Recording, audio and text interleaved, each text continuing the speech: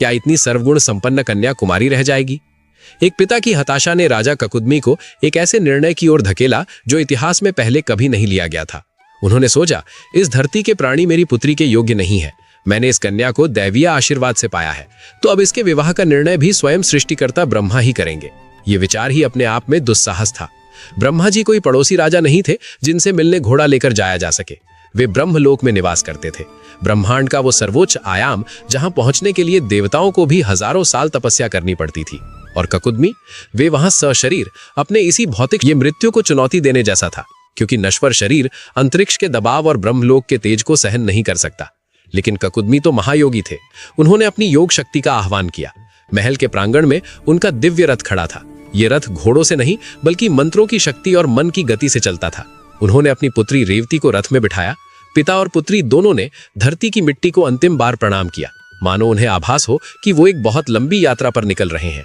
राजा ने मंत्रोच्चार किया और देखते ही देखते वो रथ गुरुत्वाकर्षण के नियमों को तोड़ते हुए आकाश की ओर उठने लगा। रथ की गति इतनी तीव्र थी कि पलक झपकते ही कुशस्थली एक छोटे से बिंदु की तरह दिखाई देने लगी।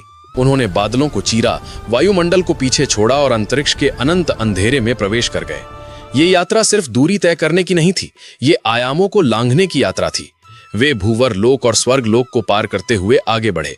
रास्ते में उन्हें ब्रह्मांड के वे रहस्य दिखाई दिए जो आज के वैज्ञानिकों के लिए पहेली हैं।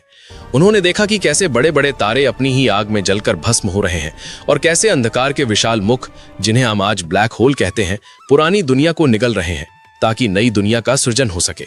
जैसे जैसे उनका रथ ऊपर जा रहा था, भौतिक विज्ञान के नियम बदलने लगे थे।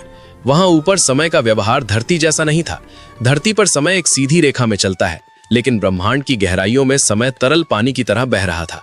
राजा ककुदमी और रेवती को लग रहा था कि अभी यात्रा शुरू हुए कुछ ही पल बीते हैं, लेकिन वास्तव में वे काल के एक भंवर में फंसते जा रहे थे। बाहर गहरा सन्नाटा था, ऐसा सन्नाटा जिसमें आप अपनी आत्मा की आवाज सुन सकें, और बीच बीच में नक्षत्रों के घूमने से पैदा होने वाला गंभीर नाद, ओम की ध्वनि सुनाई दे रही थी। महरलोक, जनलोक और तपोलोक को पीछे छोड़ते हुए उनका रथ आखिरकार ब्रह्मांड के सर्वोच्च शिखर पर पहुंचा। सामने ब्रह्मलोक का विशाल द्वार था। वहां का प्रकाश इतना तीव्र और चकाचौंध करने वाला था कि साधारण मनुष्य की आंखें उसे देखते ही पिघल जाएं। वो प्रकाश किसी सूर्य का नहीं बल्कि करोड़ों सूर्यों के तेज के समान था। फिर भी उसमें शीतलता थी। द्वार पर खड़े जय और विजय जैसे द्वारपालों ने रथ को रोका, लेकिन राजा ककुदमी के तपोबल और उनके मस्तक पर चमकते सूर्यवंश के तेज को देखकर उन्होंने मार्ग दे दिया। रथ रुका। राजा ककुदमी और रेवती नीचे उतरे। उनके पैर अब उस धरातल पर थे जहां से सृष्टि का संचालन होता है। वे उत्साहित थे। उन्हें लग रहा था कि बस कुछ ही क्षणों में ब्रह्मा जी से मिलेंगे, अपनी समस्या का हल पाएंगे और वापस अपनी प्यारी नगरी कुश